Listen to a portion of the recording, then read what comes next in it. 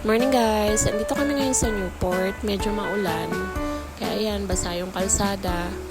Nag-iya kasi itong kumain itong jowa ko. Ayan, nandito kami ngayon sa McDo kasi nag-crave daw siya ng pancake.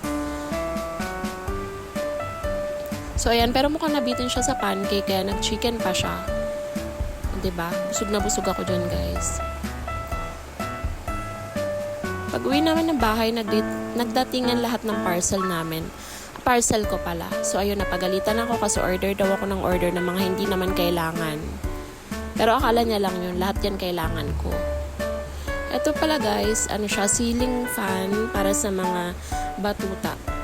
Kasi parang lagi silang naiinitan, parang gusto lang nilang laging nakatapat sa electric fan. So ayan ang binili ko kasi hindi daw ito malakas sa kuryente.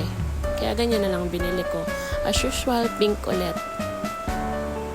Charan! Ang cute, diba guys?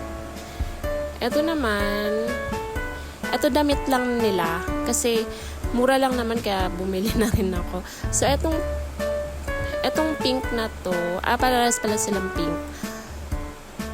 35 pesos lang yung Hello Kitty. At ito naman, 29 pesos. So, mali nga ako guys. Dapat dalawang Hello Kitty na lang pala binili ko kasi mas maganda yung tela ng isa.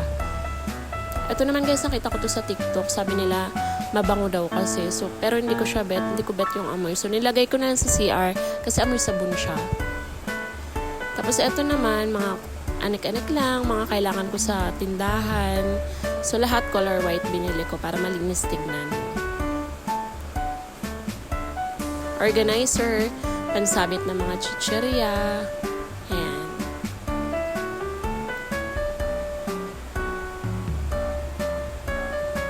Yan na guys, nakadamit na sila. Ang cute.